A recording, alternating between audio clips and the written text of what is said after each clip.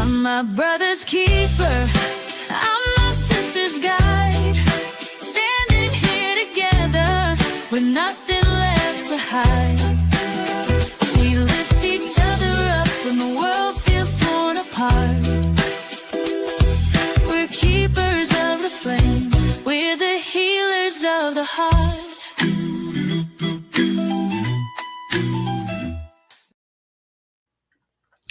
Hello, everybody. Welcome to My Other's Keeper.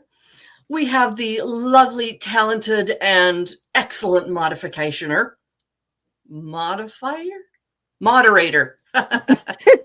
All of it. Don't ask me to come up with words today. Indigo's here.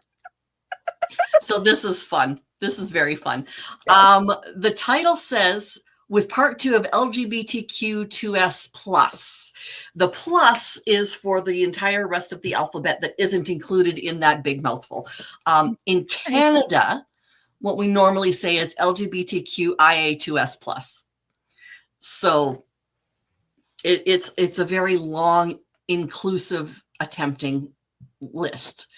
And there's always going to be somebody left out. And that, that makes me sad. So hello, let's say hello to everybody. We've got Indigo, we've got Body Illusion, we've got Body Illusion's offspring, Other Restrained. We have Good to see you, Brian. We have Todd. Yes. Oh my God, so good to see you, Todd. We have Daniel Berry Sports Highlights. Oh, there he is. Hi, Daniel. I missed you. Daniel. Nice to see you. Glad you're here. Okay, so. And thank you to any lurkers. No pressure, but I mean, amazing. If you all haven't, I don't know why, hit the like button, tap your screen twice on your iPhone, hit bells for all notifications so you know when Kim goes live. And I go live every day, twice on Tuesdays, twice on Thursdays, but not on Saturday, Sunday. I take those days off. That's good. Wow, that's a big schedule. Yeah, honestly, it felt like work after a while. And I don't want to work. I am lazy. I don't like to work. Work it. Yeah. Right. I know, right? I can hide. So there we go. Shh. I'm floating. I'm not in a chair. It's because my camera is so good every time I wiggle. Sorry, guys. The illusion of my beautiful background, it will fade because I move around a lot. You need a stool instead of a chair. I gotta have the lumbar support, and my back cushion has the ability to massage. So if I plug in the USB, and I can recline in this chair, so sometimes I move it. Yes, I agree. Do what you love for a living, and you'll never work a day in your life. Unfortunately, I have done that. I've had 2 major careers, like actual careers. I've been a hairdresser and I've been a teacher. Those are my 2 major careers. Okay. Love each of them to no end. Love, love, love it. Unfortunately, after a nervous breakdown, everything's work. So, yeah. Yeah. I'll have to pick your brain about if I'm using the right hair products, which I don't think I am. But well, if your hair seems heavy and just limp and greasy, yeah, you're using the wrong stuff. I have a suspicion, and also because I get this Prozac like way too much, I have a suspicion I did not get the curly red hair of my grandfather, which rude. But I have a suspicion that I should be using wavy hair products because when my hair is longer out of the shower, it does get waves, which is only noticeable when the cowlicks go in separate directions and it's long. And I'm just like, what is even happening? But I'm not using wavy hair products. And also I have hard water. So you have a ton of hair. Process. And it's thick. Yeah. See, And now I I don't have watch really it every fine day hair. either. I watch it like every 3 days. Yeah. Oh, wow. We've got Deb and Barbie Yeah. and John. Oh, wonderful. Nice to see you We all. have the velvet voice. That's what I call John. Well, I call him the velvet voice because he prefers not to be called Hunky Town. Because he's like, Hunky I'm Town not that John. cute. It's a Ben Bacon bitism. Yep, that's right. That's right. Hi, Ben. Oh my goodness. Oh, it's so good to see everybody here. It I love is. this. This So is we had wonderful. a show planned, but the other person wasn't feeling well, so we thought we'd pivot. Yep. Tiff. And we'll have And that other person on with Indigo on Thursday night. yes. So Indy's gonna be back. Yes. So And then awesome. I was going to talk a little bit about my own story with being LGBTQ.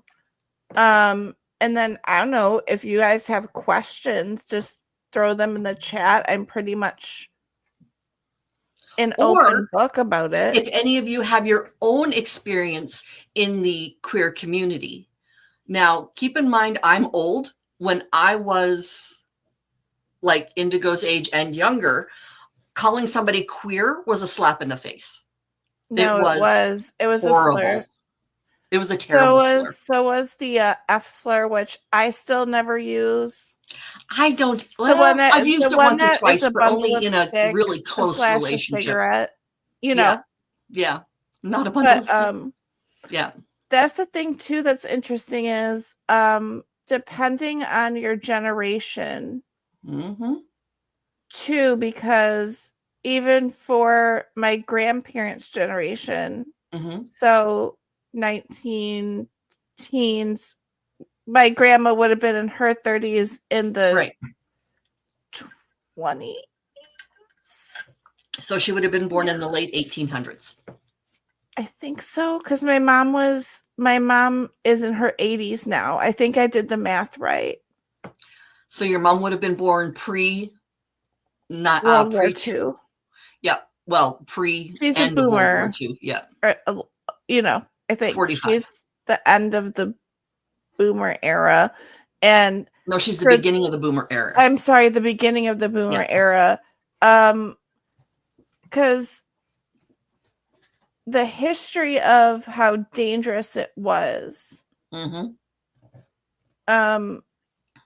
It was basically something that you went underground, like and sometimes literally. No, like literal underground clubs or bunkers where there would be like, I mean, they show it in TV, but it really was like a code word. Like there was a dress code, there was even a code for like how to signal like who you were into, and you see it cross over into the BDSM community, which often blurred because they were also forced to be be underground even up through the late 90s, early 2000s. I mean, it wasn't like it is now with people talking so openly about BDSM clubs being above ground where you can go and they tell you how to do, these things safely and how to learn how to trust people. Like, no, it was literally all the secret you kept. And this is where the term beard comes from. So if you guys did not know, what a beard is a woman.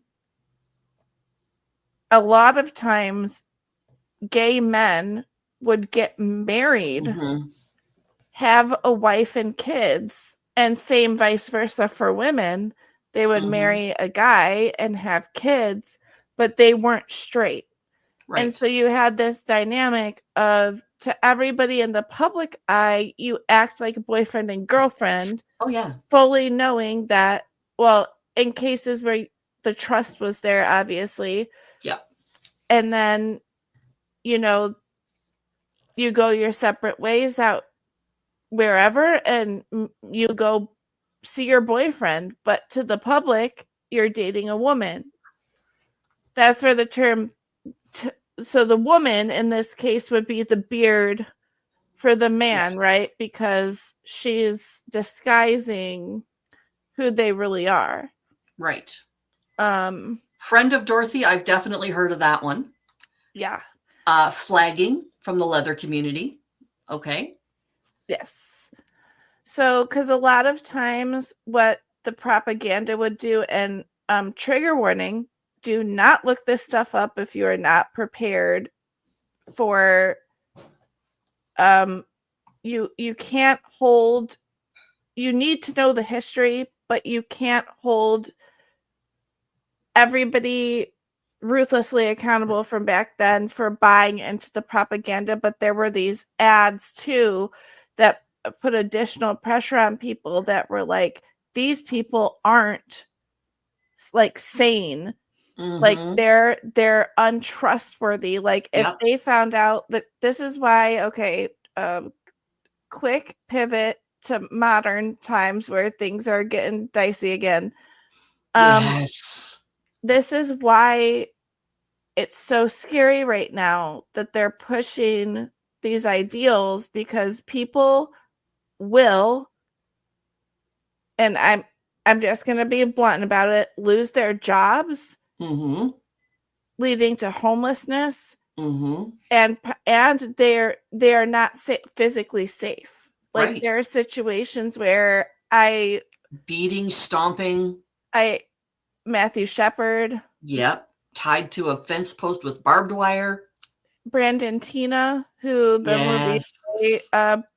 Boys Don't Cry was made about. I prefer to call her Tina, but it's widely known in social media as both names, because obviously back then it was just not gonna be allowed. And so with all of that history behind knowing that stuff, yeah. Safe, sane, and consensual came way later. That's for sure. Yeah, but the propaganda would tell you like, oh, they're creeps, or they're gonna prey on people, or all this stuff. I'm like, dude, look at this doesn't matter what your sexual orientation is. There's creeps everywhere being creepy. Oh yeah, being creepy absolutely. is not synonymous with who you fall in love with. But there's this yeah, it's messed up. But like there's all this history behind it, where I grew up in the 90s, and even then there wasn't direct representation in a way that wasn't exaggerating stereotypes. Will and Grace, love Jack, but stereotype times 1,000. But Will wasn't, and I think that was the point, because there are a lot of I'm going to use some phrases that I don't like, but I've heard used so commonly through queer community, not queer community, like flaming. If somebody is flaming, I don't use that as a pejorative. You know, they're flamboyant. Thank you. But there are so many flamboyant people out there who needed Jack to represent them in the media. Yes. And I will say too, like, terminology is ever changing. Like the community has taken back a lot of phrases, and I'm going to say very clearly, it's intent and it's the group of people that you're around. I mean, there are still words I won't say point blank to refer to people, but if they refer to themselves that way, I'll be like, great on you. For example, so for me, I grew up in a time where there comes all personalities with it. And I think what's important to understand is, like, if you're going to characterize somebody for media, They need to be more than the identity. Yes, And absolutely. the more that you watch Will and Grace, the more that you dig underneath the layers. And the show had to be clever to put forward ideas for people because they were being censored. Yes. And so there's a lot of times you can feel the buildup of, like, I guess what you would call like an aside if you were on a stage in theater, where you might be like, aside, and then, you know, concept drop, right? Like, we're just people. Yes. But if you, and this is my main issue, I do not appreciate inclusion for the sake of making the producers and the show have the points for including the character, because inclusion then you're just for not anti-bullying, but inclusive, but to make them look good. So right. like, if the argument here is, if you're going to, the whole pride merch argument, right? Have the balls to actually stand up. This is a company, this is a loose call out, I suppose, for consumerism. Okay. I will not buy your rainbow clothing if you turn around and use your funds for anti-rainbow for initiatives. Yeah, for anti-rainbow initiatives, or that you're giving it to people who support or encourage like gay away camps or conversion therapy or any of these awful things like that. You cannot change the way someone is in their brain. I know from personal experience it was very jarring for me, and it will be jarring for you. But little Indigo, from like birth, well, not from birth, I was like a baby, but like from 6, when I started like conceptualizing the world and understanding whatever, I was like a very like Bible I was like a Lutheran. I got confirmed in the Lutheran church quite young. And then when I grew up more high school, I went to the Presbyterian church. I was very into the Bible. I was very like straight-laced. You guys will laugh. I was like, tattoos and weed are bad. And, you know, like all this stuff that I'm the opposite now. But I also thought I was straight for like 21 years. And, you know, this is why I believe that identity is more fluid, right? Yeah. Some people experiment, and it was. And you know what though, Joel? That's right. I wanna call that, you know, I met people who taught me we're all just folks, we're all in this together. And that's the important thing. Yeah. Is that you were willing to listen to the other side and learn. And here's the thing, is like, when you're challenged in any type of way, that you have a privilege. And I could see it too when I was seen as like straight and more of a femme female. So like dresses, makeup, like playing into that identity. I feel like I was way more accepted when people could just be like, okay, well, you have a boyfriend, that's great. You're monogamous, you're straight. Well, we didn't actually use the term bisexual in the 90s. I really don't feel like when I was in high school. But we did, but then again, I was a hairdresser living around a lot of people in the queer community. Queer was still a swear word at that time, but bi was decidedly big in where I lived. I felt like when I grew up in the 2000s, there was still this expectation that I was supposed to like have this phase. Like I don't know that like I woke up one day and realized that like I'm not just really inspired by how tall and badass Lucy Lawless is, but like I really freaking love her. Like, you know, like I was starting to like kind of be confused by my reactions to media because it wasn't not covered in sex ed class. Right. Like nothing LGBT was even No. brought up in my sex ed class. My high school didn't even have like an after school club for LGBT people until my best friend started it back when he thought he was lesbian. There you go. You know, so when I was in school, peer support groups were brand new. Like in 1988, 89, 90, peer support group in general was a brand new concept we were bringing out.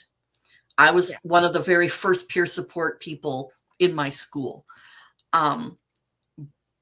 But it was 10 years or more before, what are they called? Gay, straight alliances were involved, right? And, you know, we, like I said, we didn't have one until my best friend, who I didn't hang out with him at the time then, but until he like pushed, like he went around to like, you know, just our peers and teachers and got people to sign a petition so that we could like put it through the school board. Cause like we had to go through like from step one, he had to go through like, okay, what do we need? We need a petition. Yeah. We need a sponsor. We need a teacher with the cojones to sponsor this idea through the PTA. Because through all the parents who, you know, however the PTA works, up through the school board to the principal, to say there's people who need this support. And for me, I was at a time where like even being bi was sort of, like I said, there was still this expectation that eventually I would pick. Yeah. Well, like there is still that, eventually I would like, I don't know, decide maybe I was straight after all, or maybe I didn't like boys. And I was like, nah, man, like objectively though, why not both? Yeah. See, like when I was, there still are, from people I've met, there still is a stigma that's reducing, but it's still there, that if you're bi, you're really just questioning. You know, you cannot legitimately be one or and the other. You have to eventually, you're just and questioning. you know, the term that didn't like really come up until my college years was pansexual. That wasn't a term, Right. That was its own branch, right? I kind of use them interchangeably for myself because as I went forward in life, I was like, I don't think, okay, I do look at people and I'm like, objectively, that is a hot person. Like, I'll be like, damn, you know? Oh, yeah. But when I connect with people, so for example, when I connected to my current ex, instant intellectual and personality, like we make great friends. And one of my other friends was like, oh, he cute. And I'm like, yeah, I guess. And she's like, what do you mean you guess? I'm like, well, been there, done that. Spark isn't, well, no, like that's not the first thing that makes me fall for a person. Like I say, I do notice, oh, that person's cute. Yeah. But that's not the initial thing that makes me all like nervous to talk to them or like connect with them. Have a good night. Sweet dreams, Todd. Good night, Todd. Like that makes me kind of put my walls down and connect and want like romantic or physical connection. Yeah. Oh, yeah. And so for me, I was like going through life, and my other really close best friend, she's straight as an arrow. lover. She's been with her. They might as well be. They're not engaged yet, but they might as well be in my head. Like they've been going on 12 years now. Wow. College. Yeah. But I remember when I first kind of clicked in my head, okay, well, I didn't get over it. And I'm like 21. Yeah. Like, what do I do? Because there was this weirdly navigational thing where college was still seen as like, you're experimenting, you're learning and doing things for the first time. And and so when I would have like attempt to date girls and it didn't work out, it was fine. Like we were in college. That's what college is for. But I remember being like, well, I could be fine, like long term with a girl. Like, and then I was watching one of my favorite shows, which I'm rewatching now, One Tree Hill. And there's a scene at the end of season 2 when this character actually fully comes out to her parents. But there's this whole push and pull of they moved her to another town because, you know, they couldn't accept, or she wasn't fully like aware that she isn't like that she's into girls. And at the end of the show, she's like, no, I want to go back to my old school. That girl I always hung out with, like, I love her, right? And I'm sitting here like at 5 a.m, living with my parents over the summer, just like bawling. And my dad's like, what's wrong? And I'm like, Dad, I think I like girls. And he was like, yeah, I know. And I was like, what? Not news. You know? That poster of Cindy Crawford in your room kind of was a giveaway. No, it was really funny. He's like, I had a feeling. And I was like, what do you, I was confused. I was like, what do you mean you had a feeling? He's like, well, the thing about identity is you have to figure it out for yourself. Yes. So even though he had his suspicions, and like I said, my really close friend CM, like he was like, her? And I was like, no, she's straight. But like, you can be in love with somebody who's straight and them not love you her the like same way. Like a sister. But like, but it was just funny because I told her that later on in time, and she was like, that is freaking hilarious. But in my mind, it had been this whole thing because you only see coming out portrayed as this thing that has all this buildup. There's pretty much in most media never like just accepting parents. So even though my parents had done absolutely nothing but love and support me my entire life up until that point, I was like, there's got to be a deal breaker. I was like, okay, I was a cute baby, so they adopted me. So I won there. Like they lost. I was too cute. But like I've gotten through kind of like this wild phase, and like maybe this will be like the deal breaker, and like if I tell them, it's just gonna complicate everything. And then my parents were like, my dad was like, okay, if this is the case, I want you to know that not everybody out there is safe for you to tell that. Oh yeah, absolutely. He's like, we will go to bat for you any day of the week. And if people want to, you know, F with you, good luck. Like, we're your family. But he's like, but you need to be careful when you're out in public, in shared spaces with other people. Read the room.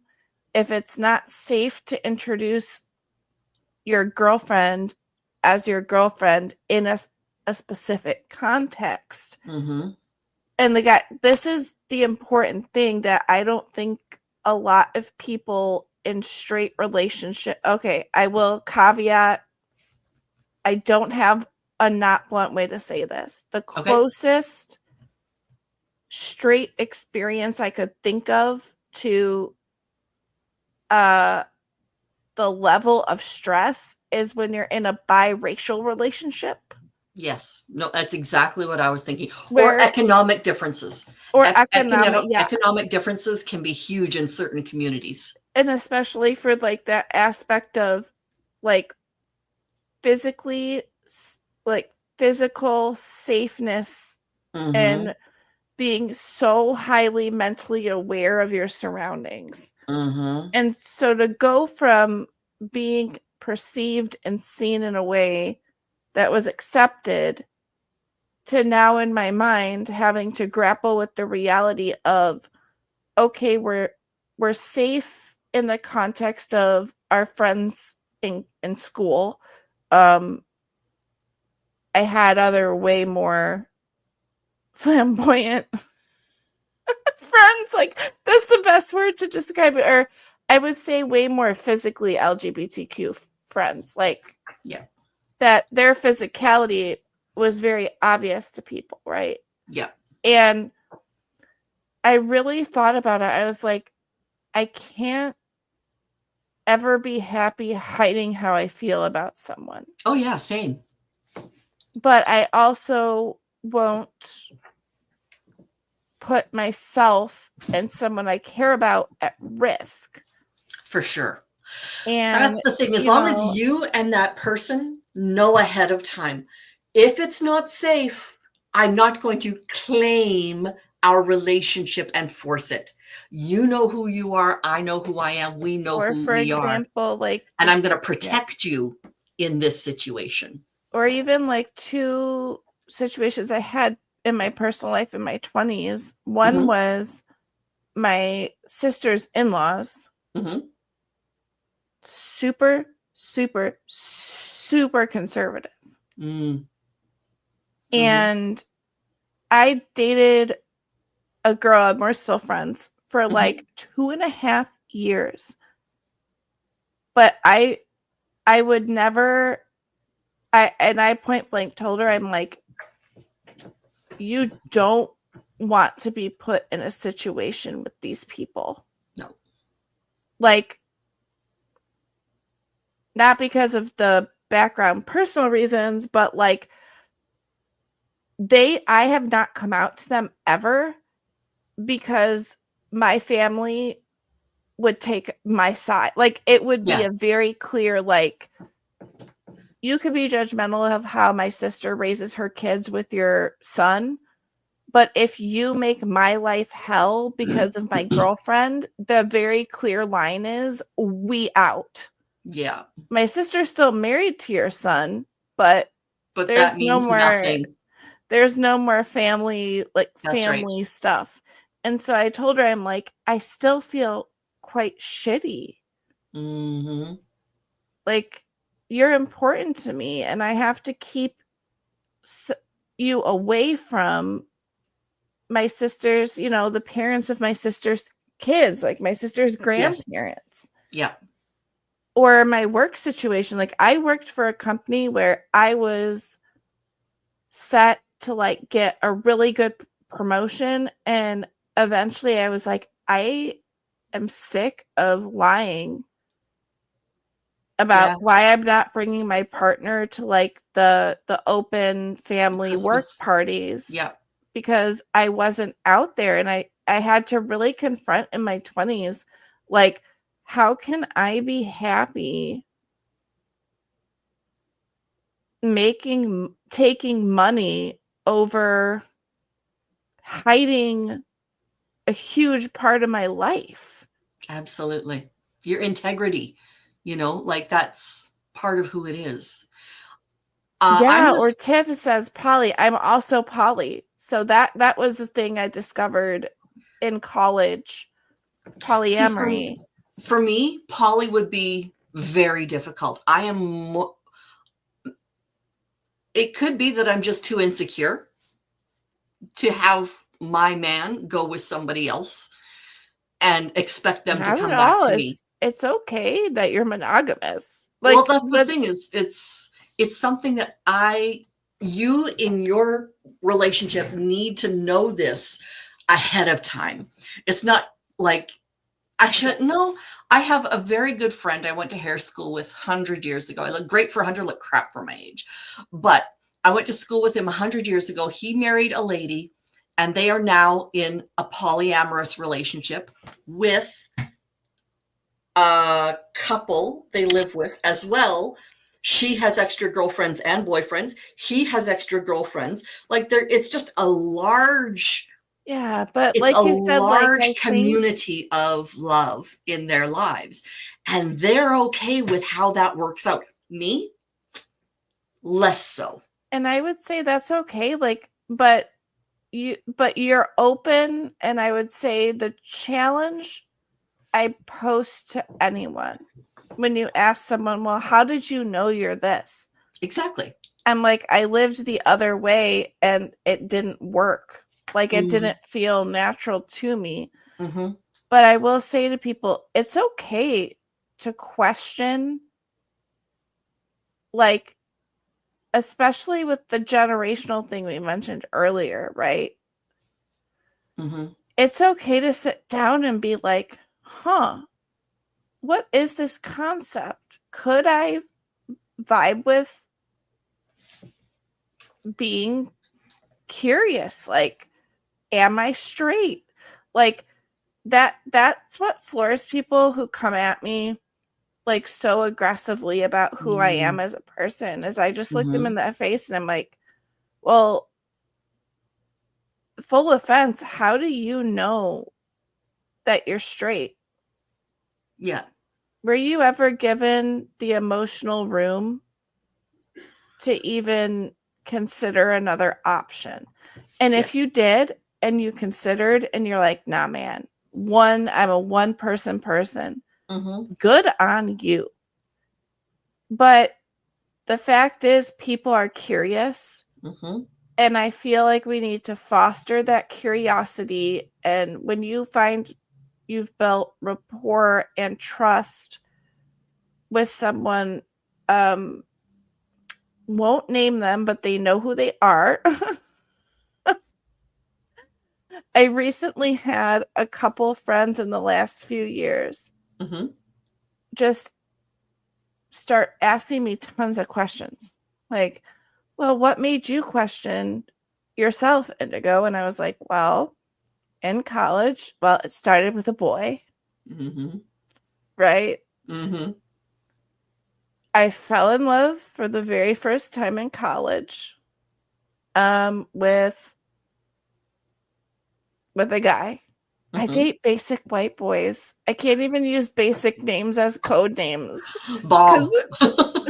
See, I use the word Bob, but now my mom's married to a guy named Bob, so I can't do that. Yeah. Gary. So, Gary's a good basic white boy name. Yeah, let's call it that. Okay, names are changed because Gary. To protect the not so innocent. Got it. Yeah. Well, I have not dated a Gary, so that's good. So Gary. I met Gary and I was like, oh, this is the spark people talk about.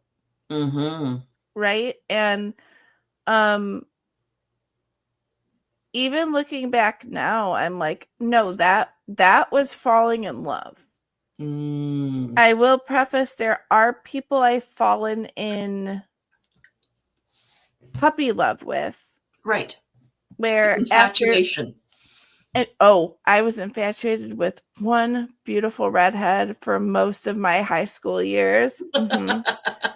But when I was with Gary, it was like, I think this is what people write about, and I was, it. When you know it, you know it. I was a sophomore in college. He was a freshman. And I hung out with him a lot. And at the time, the problem was I was with another guy. Oh. And he was a townie. So when we met, we did have a discussion where it was like, at the time, I thought I was monogamous. And I was like, hey, you live in town, which is not a bad thing. But the default of living on campus and seeing people in the dorm rooms and going to class with them every day and being around them and having hormones, there Mhm. may be a chance that I could fall for someone while I'm at school. Mhm. That can happen because you can feel and fall in love with more than one person, but romantic, deeper connection with multiple people can be very, I call it my for lack of a better term, like ink level, like in a printer. Like, so if I'm printing out like my love Okay. notes, right? Yeah. I can I'm only out of have, cyan. Yeah, yeah, okay. right. I can only have so many inks at full Yeah. before I have too much ink. Yeah. And so, or that it's spread over too big of a space to contain it. And so when I met Gary, I went to this other guy and I was like, listen, I think I'm monogamous right now. Mhm.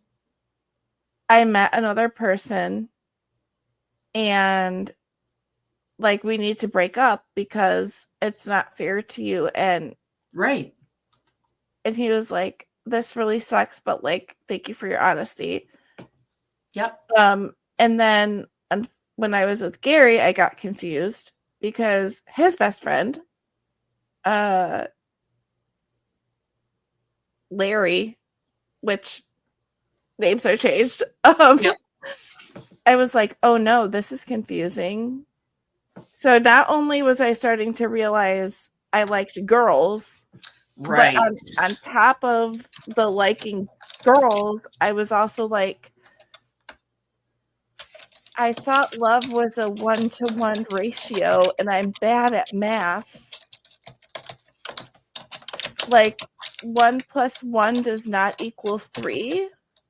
I'm pretty much sure 1 + 1 is 2.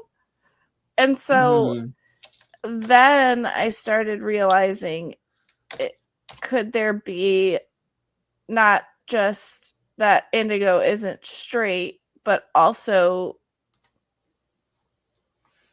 what's this more than one love BS Right. that no one prepared me for? Like, I was almost mad at the world. Like, I didn't consider myself sheltered. If I had questions and my parents couldn't answer them, my dad would be like, go ask the library for a book. Literally, he got me Oh because my. he doesn't know what polyamory is. He doesn't Right. know what being Yeah. in the LGBTQ community is like, except for the vicious, horrible things that he grew up seeing other people in communities experience. So from a Mm. dad's perspective, he's already scared because his youngest daughter's going to college. Yeah. And now you're telling him There's a they might big like chance of heartbreak. girls. I've not crossed the more than one partner bridge gap with my folks yet, but we'll get there eventually. But Yep. like, it's one of those things. And I just feel thankful that I was able to meet other people within the community who um had the confidence to kind of like get me out of my shell, because it's very disorienting to kind of live. And I was convinced for 21 years and fully in belief of who I was at the time. And Mhm. then now I've completely shifted that there's these new perspectives that might apply to me. But now I'm in Mhm. college trying to navigate classes and just being a person, Mhm. being held accountable for like getting myself places. Like, what is this world I'm in? You know? Yep. And so I Yep. think I mostly stuck to boyfriends in college because it was safer. Yeah. And then as I grew older and came into more contact with people who were willing to kind of like be protective almost. Yeah, it just hasn't come up in a way with all my, so I had intended to uh come out to them a few years ago, but then I got cancer instead. Choices. No joke. Polyamory, cancer. Polyamory. Cancer is more socially acceptable. Well, no, I have to say, the cancer was a crisis that got in the way of starting this new conversation about, I'm out dating multiple people, not so I could just find one partner, but because I'm able to connect with multiple people. And then it's fallen to the wayside with other life crises with my family, and not because they wouldn't be supportive, or they're kind of in that phase of, we don't really understand, but you seem to understand, which is the important part. They just want to make sure I'm safe. Exactly. And physically, so, emotionally, sexually, all of that. So I will ask partners too, because I have dated trans people. And I remember when I had my girlfriend, and I was like, so how do you want me to act in situations where people are being outwardly phobic? And also too, with other partners I have who are more braver than I with how they dress. Like, they're fully like, I dated some people where they got me to be more comfortable being myself because they were so unapologetically themselves. It almost shot down dangerous situations because they didn't GAF. And so when people would try to start stuff, they would be like, honey, we going over here now. And I would be like, we're going over there now, I guess. But I would talk to them and be like, my line is, if someone threatens my safety, I'm calling the cops. Oh, yeah. Like, if I'm out in a public place, like I don't really do bars, but that's the image that you get a lot for some reason with adult dating community. Like, adults like to meet in other public places that aren't bars. No, they don't. No, they don't? No. Adults only go to bars. And kids only go to playgrounds. Oh. Just saying. That makes sense. Seriously, it's like, it's like, but adults go to libraries and they go to parks and they go I did meet a girl at a library, and she was nice. Like, she's like, the only thing is, like, when we met, she's like, yeah, I don't think we're a good match, but you'd be perfect for my sorority sister, which is how I met the ex I told you about that I dated for 2 years. Oh, boy. Yeah, but it's like, when you're faced with that, where suddenly you go from just being socially accepted with the person you're with without having to worry about safety a lot. And I'll say this, I'm cute and fun, and my friends like me. Absolutely. I tend to make a little bit better friends with dudes. Although they take me being blunt a lot easier. Like, I still I don't know how to flirt with anyone. Like, if we're chill and we're friends and I'm totally missing signals because I'm a dense. Okay, don't take this the wrong way. You're a typical guy. Just saying. I'm a brick wall. No, I am. My friends are like, he was flirting with you. And I'm like, what? I don't understand. Yeah, that would be my husband right there. Yeah. But like, because of that, when I would go out, no one would ever bother me. Well, I was out with my 6 guy friends who are like 5'8" to 6'4". Like, who's gonna freaking bother me in that context? Now, when I started dating more like women that were closer to my height, because taller women also look like Amazons, and no one wants to fuck with that. Yeah. And then you put a tall woman in heels, and guys get real weird about women being significantly taller than them, so bother you less. Yeah. But when I started dating women that were more my height and we were perceived as being together, we either got weirdly hit on by people who just were like threesomes, and we were like, oh yeah, no. Yeah. Like, don't open with that. That's fucking weird. Yeah. Gross. Or we would be like, again, that safety thing. Like, this is why I make friends with bouncers and bartenders. Life trick, Yes. guys. If you make a good, yes, that's different, Mandy. Though we're I was waiting for you to read that. no, it's true, but I feel comfortable with you. That's the thing is like when it's a situation where I'm unaware someone's reciprocating it. I have the trouble Yeah. of I'm blunt or I'm nerdy. So the way I flirt isn't like if I'm meeting someone for the first time and I really like them, I get quiet usually. Like if I don't know them, like if I'm meeting someone else's friends for the first time, like I made a new friend and now I'm meeting their friends and we're just friends, I'll still be like, I'm gonna get the lay of the land here. But it goes a flirting towards me goes over my head because I just assume people are nice. Yes. Yep. And they're like, no, that guy was trying to ask for your number. And I'm like, I don't know how to read this signal. I am a natural flirt. I am. I have been a natural flirt my whole life. And it's not because I am wanting romance or like physical, anything like that. It's like, no, I am overly friendly to people. Or like and when I was doing hair, it's like I was a total flirt because I'd be anybody with a short haircut. I'm like, excuse me, I'm just gonna blow you now. Blow the hair off the back of their neck. Like that kind of thing. That is so funny. But I mean, like that's the kind of stuff that I do. My husband would see me at the salon and saying that to somebody, a guy, a girl, whatever, and he's just like, oh, sweetie. But the thing too is like I think that sometimes because again, the thing I'm clicking with isn't your how to say this. Mandy's cute. Objectively. Yes, she sure is. But the thing is, the thing I clicked with first was personality. Yes.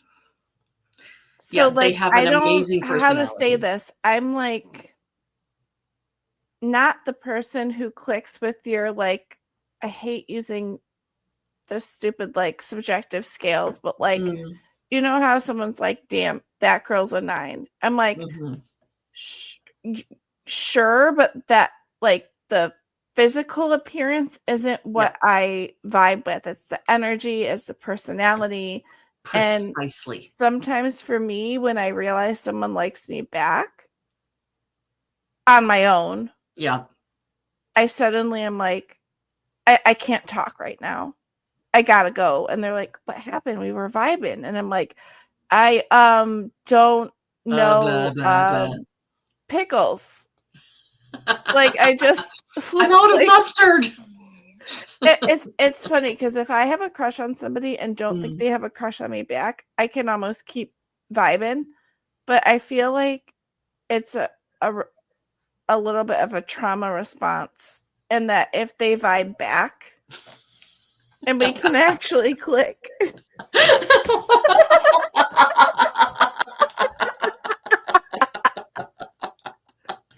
Okay. Oh my gosh. Yeah. I tend to also go for taller people. There's just something about tallness. I don't know. See now, okay. I have no problem if a man has a type and I'm not his type. I have never had a problem with that because I have a type. And for example, my husband, tall, dark, handsome, yada, yada, yada. But if I were to go for a woman, Rachel Maddow would be my girl.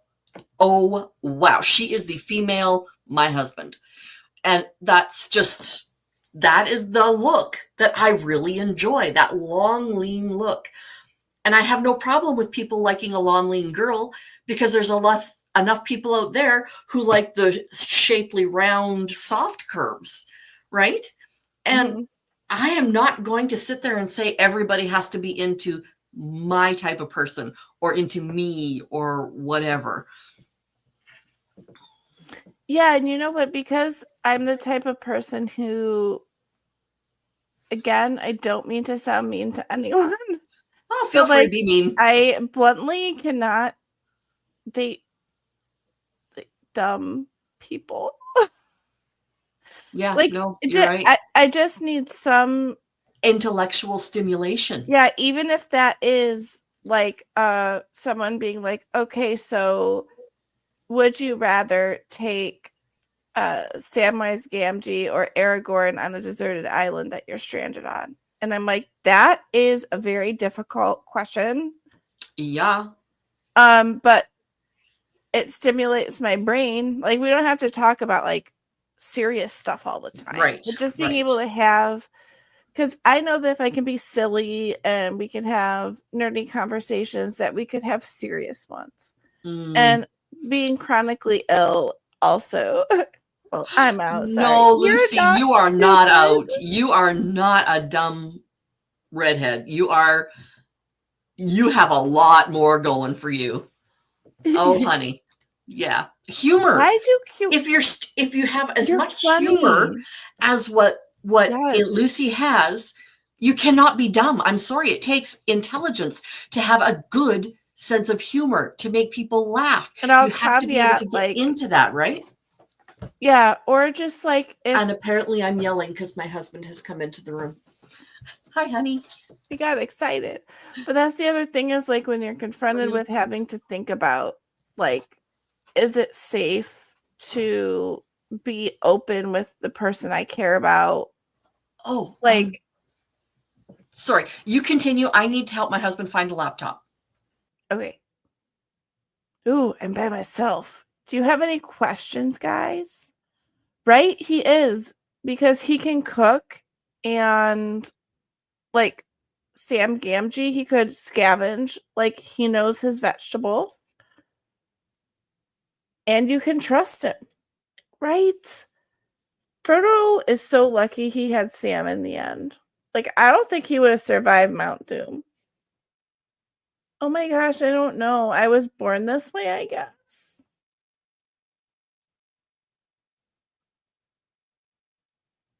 Why are you so cute?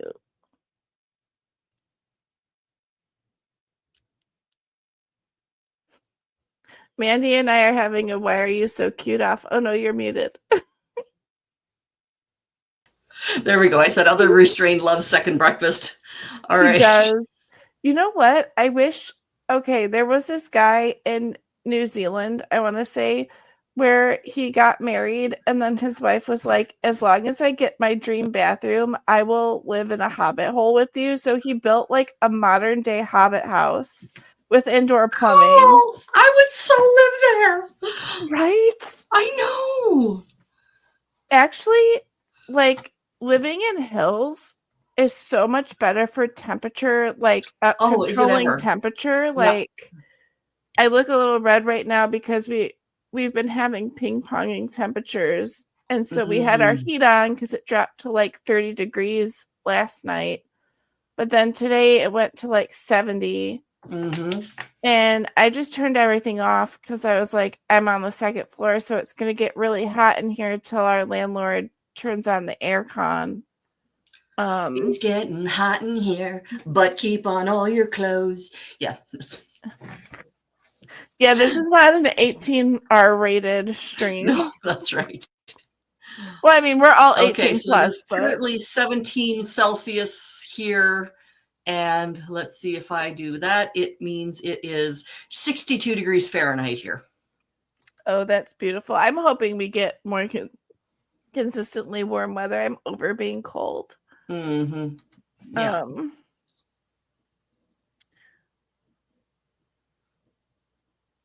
Oh. Wow. Yikes. That is cold. See, I would need the modern day accoutrements. Like, I couldn't like rough it in a hobbit hole, but like, yeah, I don't want worms and spiders and stuff crawling on me. That's called a root cellar. That's not a hobbit hole. Hobbit holes are very comfy. No, they are. There's actually one out in the rural areas of Illinois that you can like rent spaces, and that's really pretty. Yeah. But yeah, it's been an interesting journey because I feel like having friends who came out before me and had really negative experiences Mm-hmm. also gave me more strength to like advocate for them. And Yeah. then so when I started doing it for myself, like I Yeah. asked myself, like,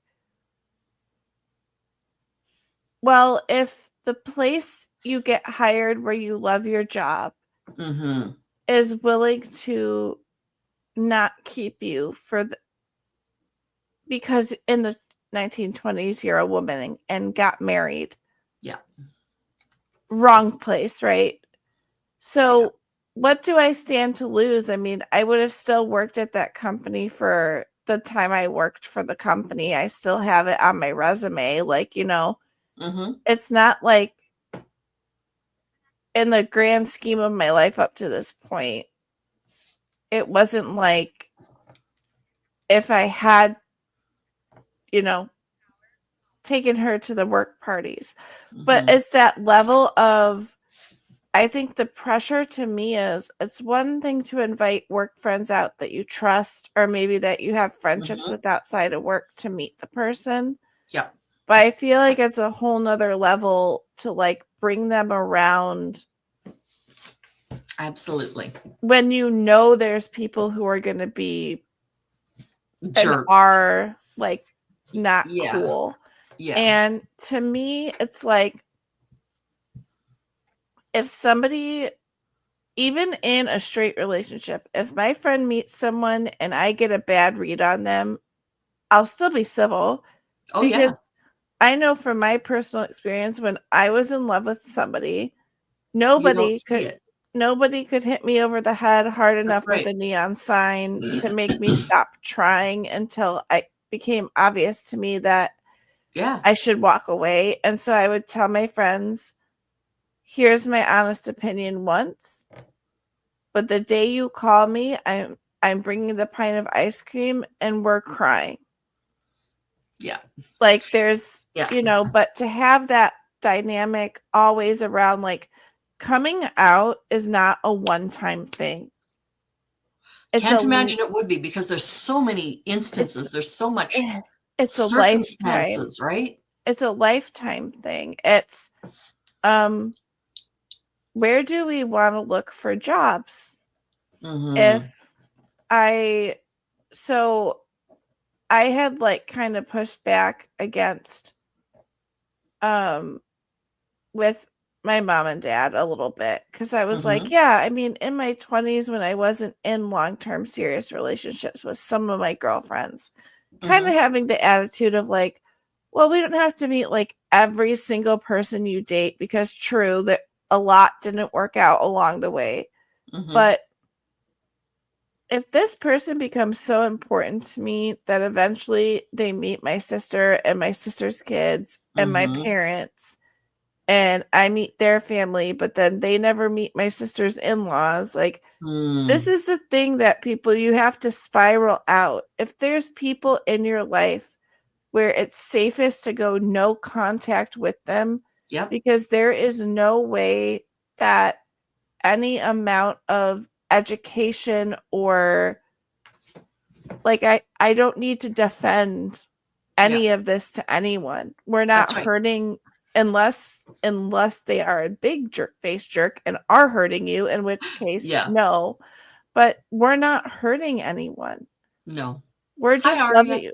loving each other. We're just wanting that authentic bond between Mm-hmm. us. And we're Mm-hmm. not sitting here saying that you have to be gay too. Like that's Right. really not how it works. Like, do you think that we wake up one day and go, oh, look at all the privilege I have where I can wear what I want, I can walk outside my house, people just embrace my partner, people just accept that we're together with like no extra strings attached.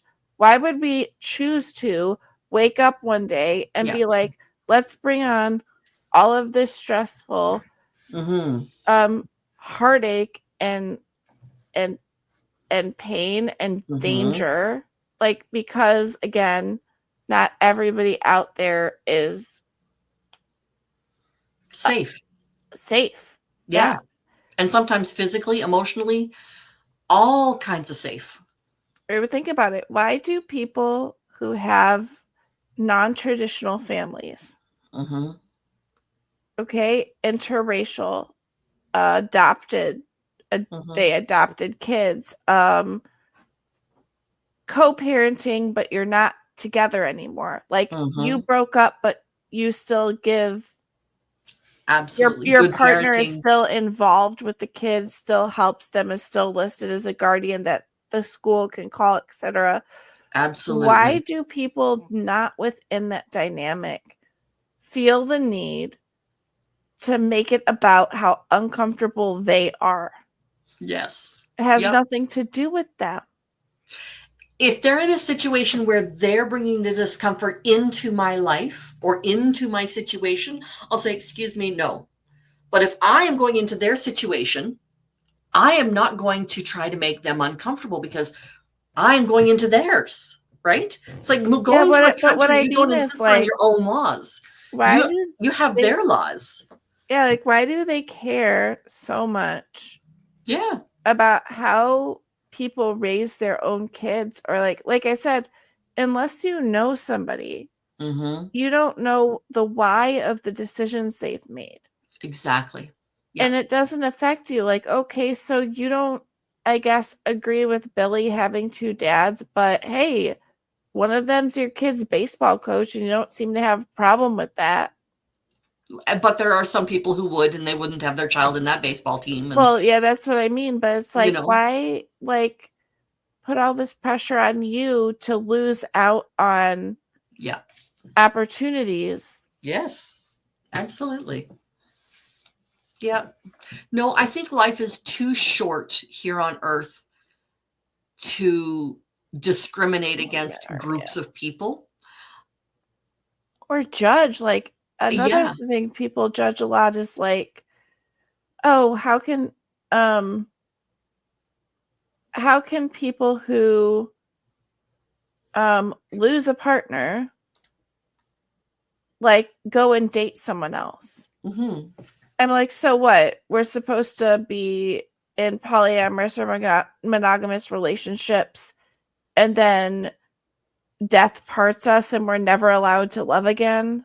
Exactly. Yeah. That's not how the human heart works. Like, why do people try to I put don't think we're a created to be timestamp? that way. Like, you can't put a timestamp on somebody else's journey, is my point. Yeah. And like I said, if I had a friend come to me who we've been friends since we were kids, and they were Mm-hmm. like, so I don't know, like guys might be cute. And I'm like, okay, Yeah. what you get? Like, what type of guys? Yeah. And they're like, but what if I try it and I don't like it? I'm like, then you don't like it. questioned and you found your answer. Yeah. But we should all be given the freedom to question ourselves and find out who we are as individuals. Yes. And I think our personality, our core self, is not as fluid. Mm-hmm. Like, the pillars that stick in we have a foundation, like Mm-hmm. foundational things we believe. Mm-hmm. We have 4 pillars. That is pretty solid from even my youth. Yes. The things I find most important for the foundation of my life. But why does our personality, like, why do people feel the need to like dampen questioning themselves? I mean, even music. I didn't think I would be into certain music genres until my friend was passionate about a band. Mm-hmm. And I don't like every single song they've made, but I jive with like 5 or 6 of those songs. And it's a genre that I thought I hated it. Yeah. And I don't. No, I was out with my friend, the friend who is now in the polyamorous relationship, has always prided himself on being very inclusive and very loving and very, available to any idea, whatever. And I said something about wanting to go see a chick flick. He's like, oh, I can't go see a chick flick. I'm like, well, why not? Well, because I'm a man and I need a manly movie. And I'm like, wow, how intolerant is that? Dude. And he's like, listen. what? I said, that's intolerant. You do not tolerate going to a woman's movie, and we had a long discussion What? after that. Someone said that to me, and I'm like, okay, you need to watch. What's the movie? I think it's called Pearl Harbor. And they're like, that's an action movie. I'm like, it's a love story. Yeah. And they're like, no, it's not. I'm like, soldier goes off to war. His girlfriend and I believe his friend stay behind. Mm. Love story Mm-hmm. wrapped up in the action of a war story. Exactly. It's both. And I was like, rewatch that movie with a from different that perspective. Lens. And then he texts me, I hate you, and the sad emoji, like the tear emoji. And I'm like, am I right though? And then I'm like, okay, watch this chick flick from the perspective of the action happening in the background. Yeah.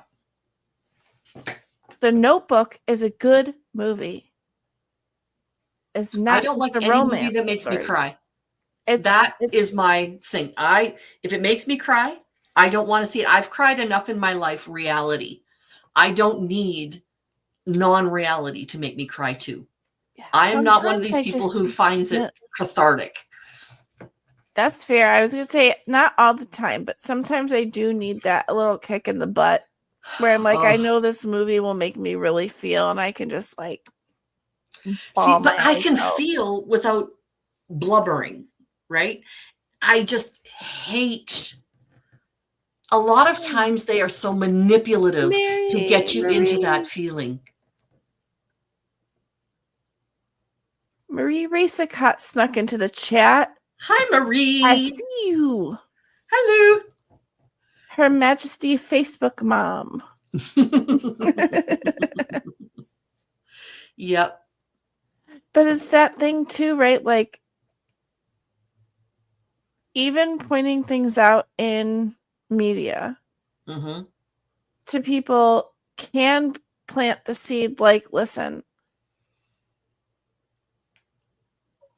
why should we, because you have to make change, you have to be uncomfortable. Yes. But I don't get to turn off the awareness I have to have, or the comfortability factor. Right. Like, I have to be aware of who's uncomfortable in my space 24/7 when I'm in certain contexts with certain people. Yeah.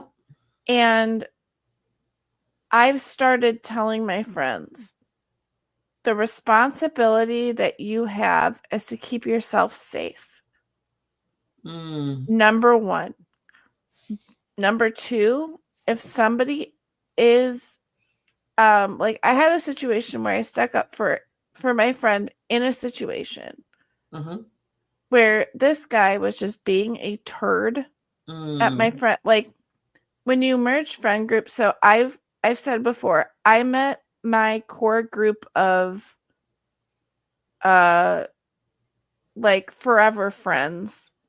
I just don't like the term ride or die. I feel it's very toxic. But forever friends, where we met at 12 and we're in our 30s. And we've been through so much together. But I met them young, and we kept in touch through the messy phase of becoming adults, which is a weird concept. So when we went to college and we tried to start filtering and being like, okay, which college friends can we enfold into, like, it's exhausting having too many pockets of friends around. I like to try a little bit to merge at least the physically IRL ones.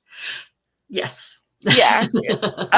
And so, like, when we started doing that, there was just this one guy being a turd, and I was like, back off. Or better yet, leave the party. And he's like, what are you going to do? And I was like, if you don't back off, I'm going to punch you.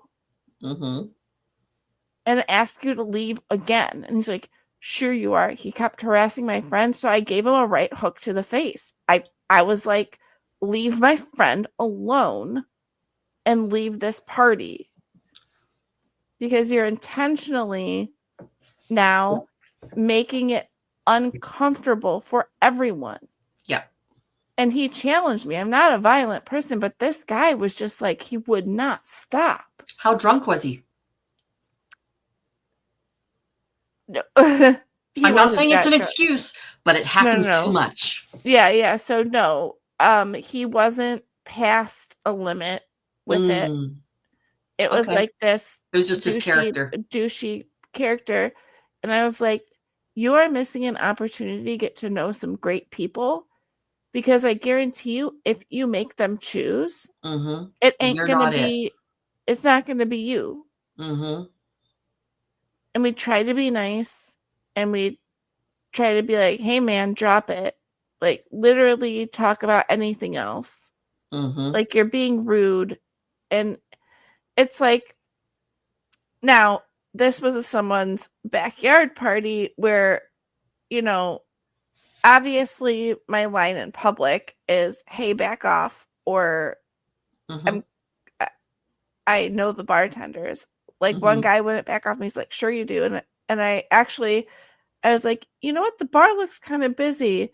And I was like, hey, bouncer. But like, I knew the bouncer's name. Right. He's like, oh, is this guy bothering you? And I'm like, yeah, actually he is. And this guy's jaw dropped. And I'm like, I treat them like the people that they are. That's Their right. job is to check my ID. But I go over and I talk to them.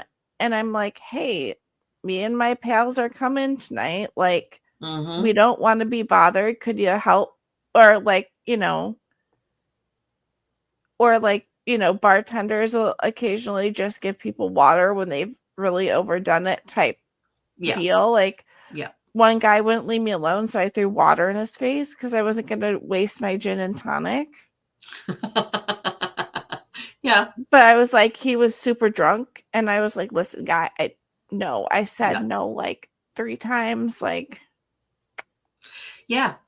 So no, I have had instances where, and so I threw water on them. I'm like, guys, don't challenge Indigo with something I can actually pull off. Don't be like, what are you gonna do? Throw water on me? Yeah, I can splash you with water out of my water cup. Like, but keep in mind, if that person chooses to, they can charge you with assault. No, I know. But it was that's the scary part. So what I will say is not so much that I will throw water on you, as I will call the authorities. And if the authorities happen to be the owner of this house, the bartender, the bouncer, or the cops, I have no problem calling the authorities. That's my public line is, like, I know how to dial 911 beautifully. True. You know? But having to think about that in terms of relationships, of we're just out trying to have a nice time. Exactly. And and they're just people who don't want to give people the space to do that. And I'm like, why does my happy relationship threaten you so much? Maybe you need therapy. Like, that's right. Yeah. Yeah, I was being tongue-in-cheek, guys. If you're actually in a situation where you're physically in danger, or like you're in a situation where other people aren't sober, or whatever the case, de-escalation or authorities. Like, but a lot of times, you tried to de-escalate. You started out by trying to de-escalate. That person wouldn't respect that. And that's the difference. Like, you don't go in there first thing, hi, I'm going to punch you. No, you go in there and say, hey, leave her alone. You ask nicely twice. The third time, you don't have to be so nice. Yeah. So what I would say is, like, when you're around friends as well that are in communities that are facing purposeful misinformation is being put out about the type of people in those communities, ask your friends, how would you prefer I react in this situation? Yes, absolutely. Because I had a partner say, I just want to try to walk away. Like Yeah. if they're not responsive to just having a conversation, Hmm. I would prefer just to try to like fade into the background. And I'm Yeah. like, okay, well, you can turn around and walk I'm not forwards a and fader. I will no, I'll just have your back and walk backwards so we are not turning our back on a possible situation. Good. Yes. Because Yes. that's the other thing too is you could put up all the ask order enforcement dealing with people in their compliance. That makes total Yes. sense. Yeah. And When that's I why I'm worked like, in restaurants too, yeah. just so you guys know, when you're in an establishment that serves alcohol or even not, and but especially ones that do, Hmm. they have a responsibility to cut you off Yes. because if they don't, and like I had to do this a couple of times where I took people's keys and Hmm. like because I worked restaurants and coffee places and stuff like that, where the police would come in on their walkarounds or would come in and get a coffee and you Hmm. knew them by name, it was more of a Exactly. situation of like, hey, there's been a patron that's kind of consistently causing problems, or like, hey, can you remind me what number to call these cars in so they don't get towed? We had to call a couple cabs. Because I would rather put someone in a cab Yep. and them be embarrassed the next day Yeah. than not. And also too, Yeah. um, if you are a server, um, always refresh your memory on your daily shift what the signs of intoxication are, because Ah. you actually have the legal right to refuse them the sale. And There's it legal doesn't matter, responsibility as well in certain yeah, especially instances. the bartenders. So if you Yeah. bartend, it is your responsibility and right to say, I'm only serving you water. Yeah.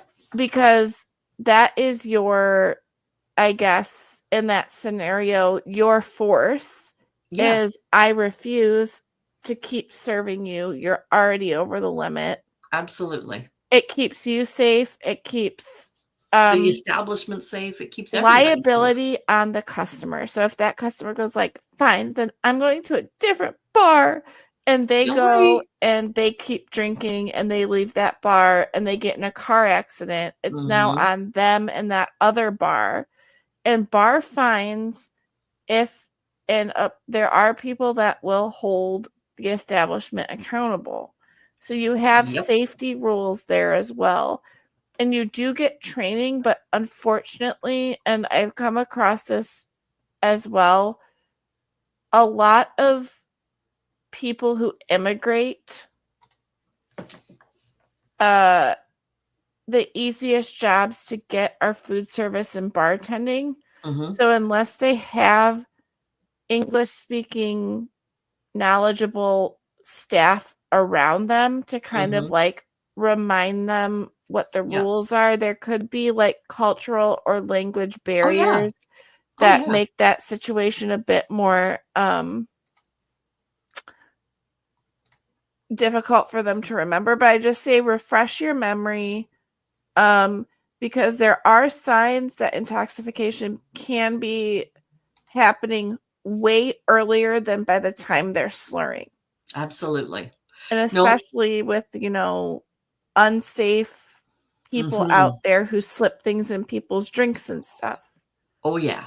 Especially in situations of like large groups and all that stuff, Yeah. which happens a lot in, unfortunately, in any clubs, but like, there's a lot of like adult imbibing occurring at like Oh yeah. gay clubs and like all this stuff because people are like young and fun and experimenting, but like mixing Yeah. things that probably shouldn't be. Be mixed. No, I was living in a city at one time, quite a few years ago. This would have been like almost 30 years ago now. Um, and this guy was at a bar, and he had been to another bar, but then he went to this particular very large, incredibly popular, incredibly like just it was a huge bar, and he went there. The server the server quit serving him. Then he went to the bar, and the bartender didn't quit serving him. And Oh, he ended up no. going home and dying of alcohol poisoning. The bar was then held responsible, and they had to close. That huge, big business had to close because they got charged with over serving when he was very Yeah. obviously not. Yeah, and I've had situations when I was a hostess. So I started working as hostesses in restaurants because I started working at 20. Mm-hmm. And like the summer that I turned 21, I then got moved to like assisting with like just carrying drinks to tables because I was only a hostess. I wasn't actually serving. Right. But that's the other thing is when you have fake IDs. Yeah. I've had really bizarre situations where people have tried to pass off like expired IDs, fake IDs. So Yeah. that's also a thing that can be pretty serious if Oh yeah. you know your establishment fails those tests Mm-hmm.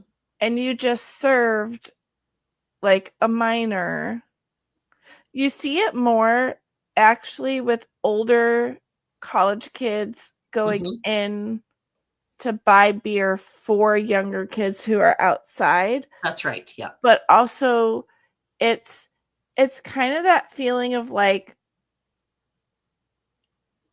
situational awareness. If something feels off to you, it probably is.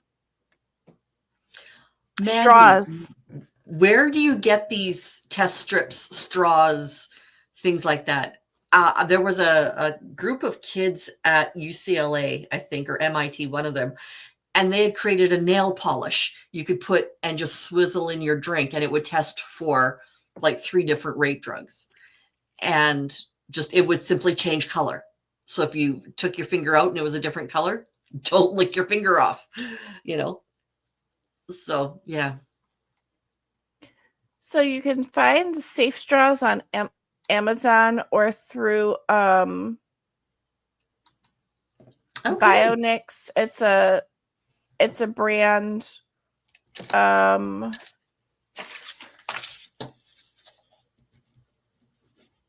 Although I'm trying to read the description.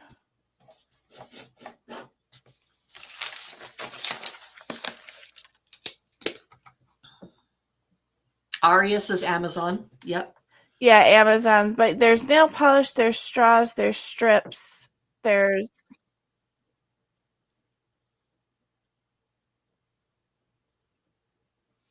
I may have to order some, like just get some straws. My older daughter has and zero. straws are great because they're like you use straws when Yeah. you're drinking a drink. And Oh, yeah. I mean And I always bring my own straws because I don't like paper straws. a couple other like obvious things, like I actually won't let anyone order me a drink. If they want to pay for my drink or order me a drink, I will go to the bar with them. Gotcha. But you won't say from the gentleman at the table. And I have like reasons, like personal reasons for that. fair. But that's a great line to have. Yeah. So like if a guy's like, can I buy you a drink? I'm like, yeah, I'll order it. And see what the bartender's putting in there. Because guys, it's like safety tips. Not every bartender is a safe person. Fair. So bartenders might not be safe people. Servers might not realize, like, it can happen within a Mm. split second.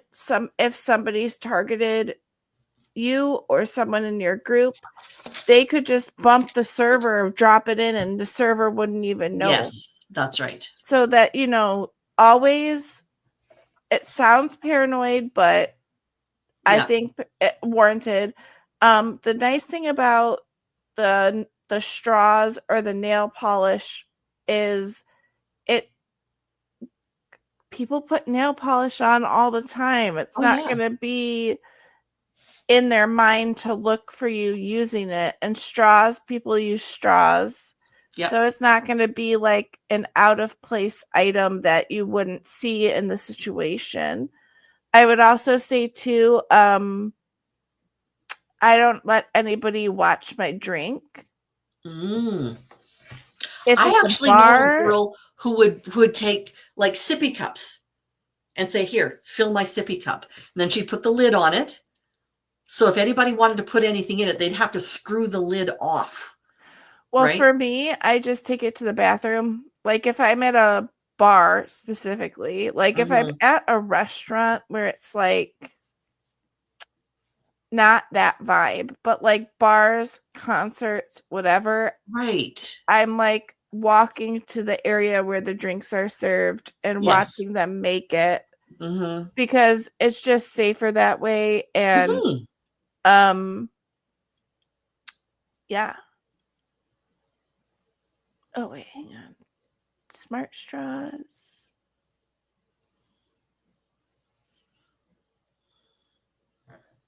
Oh, may I So ask a question? How old were you when you started telling your family of your life choices? Oh, you mean with like uh in what context? I'm assuming the LGBTQ Oh, the context. My LGBT. guess. Yeah. Yeah, so I came out to my dad when I was 21. And then I came out to my sister when I was like 23 because that was when I was starting to date Mhm. my girlfriend. And she was like, "Oh, you should bring your partner over." And I was like, "She's a she." Mhm. Yeah. And she was like, "That's fine." Because, see, like, my brother in law is more socially moderate. I would say, like, more accepting than his parents. Mhm. And so it was never a question. And also, my best friend in this entire world is like trans.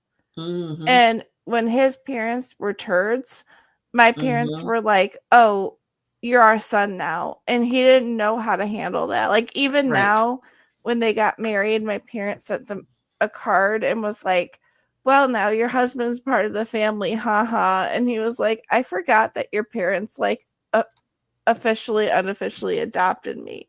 Oh, yeah. So, Yeah. Deb had a drink spiked and bad things happened. Oh, sweetheart. oh man. Oh, man. My heart breaks for you. Oh, I cannot That's believe terrible. people. That's awful. Yeah, And be yeah, very so aware. Mhm. I floated the poly thing recently Mhm.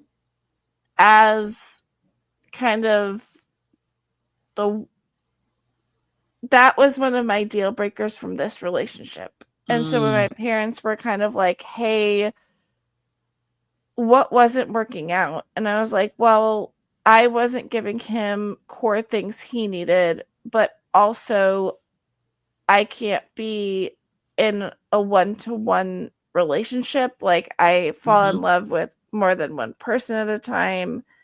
And they were like, "Okay." Well, So I have sort of like started that conversation more okay. because I intend in the future to be in that community more. And and also too, like, the other layer is they're weirdly getting more okay with online relationships. they weren't as in my 20s. I'm like, guys, it's just how it is. The world's a big place. The dating pool in any like 50-mile radius gets smaller and smaller the older you get. Like, it took them a long time to even understand just like having a friendship, like me having a friendship with Kim, or like other online friends I've known in the last 4 or 5 years, where I'm okay like booking a hotel to meet them in person because we've been talking online for 4 or 5 years because we live in different countries or different states. Wow. And so kind of things coming up more organically. Yeah.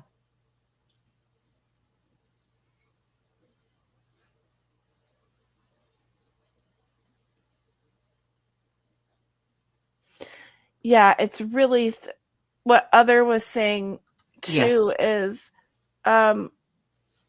with my experience, it was also, it happened to a friend of mine. But I think if we hadn't been in a group of our other friends, it could have been the both of us. Because I remember just being like, I don't remember how long I left my drink sitting there. I'm just going to get water. Just get something fresh. Yeah, get something fresh. And she was like, well, I don't want to waste my money. And I was like, how long has it been sitting there, though? You know? And like, there's I not was fresh, and then there's not fresh. Young Indigo partied a little bit. So did young Kim. But it was those situations too where you can't prove it if you don't see who did it. And that's what unnerved me, is I don't know where it came from. Right. But I know that if hers was spiked, there was a good chance it could have been more than one. Absolutely. Yep. And so, and it can happen to guys too, not just women. I mean, obviously society doesn't let men be as open with their self-expression or stories of trauma as they are of women, but yeah, it's crazy. Working at a bar, you would think I would know better, but got drugged 2 times. First time I was okay and wore off. Second time, my friend had to take me to the hospital. Oh, Barb. Wow. First of all, I just want to say really quick, just X out the part would think you would know better, and like revise that to it can happen to anybody. You could be as hyper vigilant as possible. You could know all of your coworkers by name, and it's a fly-by in the night. You know what I mean? It's not that like you didn't know better. It's like if somebody really wants to be creepy, they're going to find a way to do it. And I think the more that we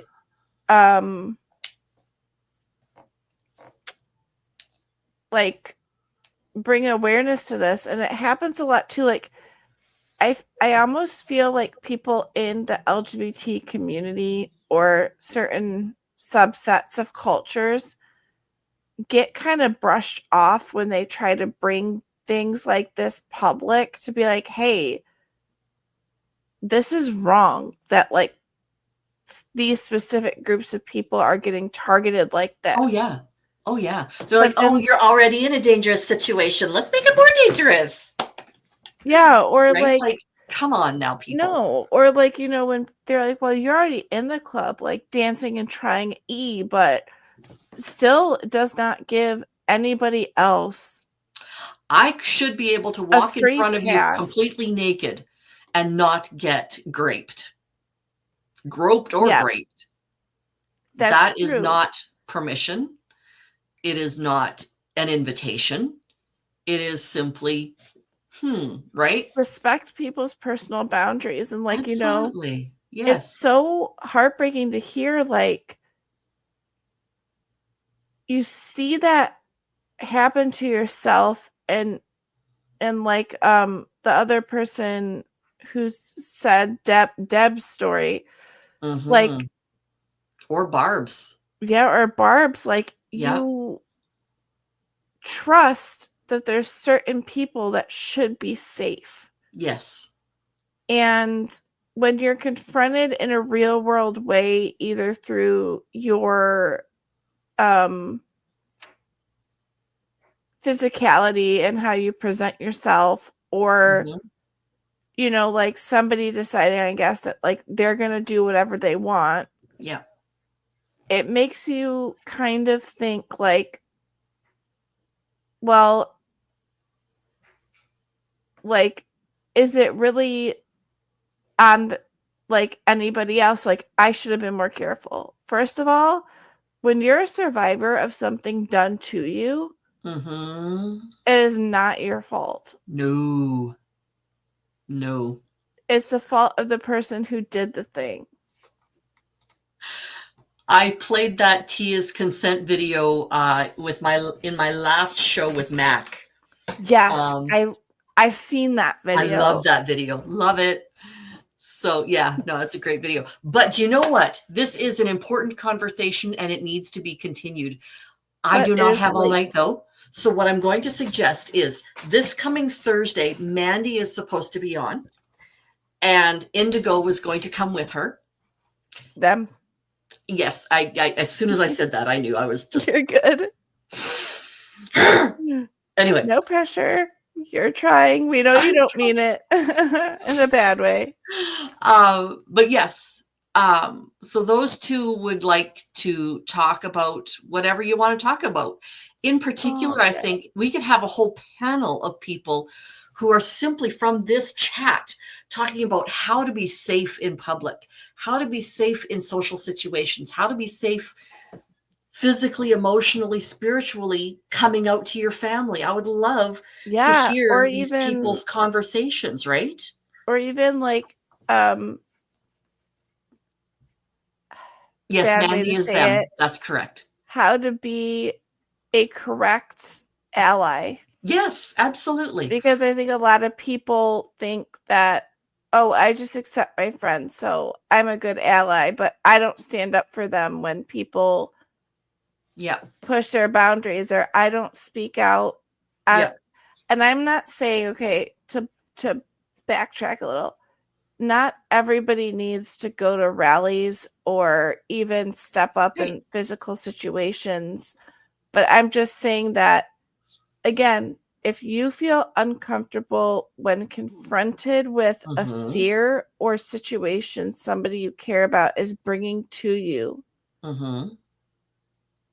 we can pause the conversation. You can figure out how to work out your feelings, and we can come back to it. But it's the intent that you want to know how to best help them. And the thing is, when you confront how to properly use your privilege, you'd be surprised how much power not only you, but the people around you have. And that could just be like my ex, who's the sweetest guy, but he's like 6'4" and German and hairy, and he like looms. He doesn't mean to, but like we were out before and people were like, oh, I was intimidated to say anything because he's looming. And I'm like, he's really nice though. Yeah. But he's just a tall. Yeah. So if you want to join us in a panel, let me put up my email address. Email me. I would love to have you on this panel on Thursday, or you can find me on Facebook, My Other's Keeper on Facebook, and you can direct message me there. And I would be more than happy to include you, send you the link. I want to be able to send the link in private messages versus in the chat, just to make sure that we have people who are going to be truly allied and not have any haters accidentally walk their ways in. And you know what I mean? Like, I just want to be safe when it comes to this. Don't make me use my cute boots to boot you. I'm just saying. Don't make me be a guest and a mod at the same time. It's hard. That's right. Okay, everybody. So have a great night. Thank you. I love you. I appreciate. Oh, how are we doing this? Hearts. Hearts. Sorry, I'm yes, holding but a how pen do we, at the same this time. this is a Generation X heart. This is a 1990s heart. So, It is. anyway, It's very 90s. yes. Or there's this, which is international. No matter who you are, no matter where you are, I love you. So have an awesome day, everybody. And I'll see you again either Thursday for this continuation of this really important talk, or tomorrow I will be doing Bible study at 2:00 in the afternoon. Tomorrow is what day? Wednesday, right? Yes. Wednesday. So yes, I'll be doing Bible study tomorrow at 2:00. And if you don't want to go to a Bible study, but you have things that you want to have prayed for or whatever, email me. It can be as open or as private as you like. And I would be more than happy to include you in my prayers, in the prayers of my group, so on and so forth. So have an awesome night, and I'll talk to y'all later. Bye. Bye-bye. Some come with scars, some come with dreams. In this circle, we're more than what we seem. No judgment here, just voices to be heard. Through laughter, through the tears, we find it.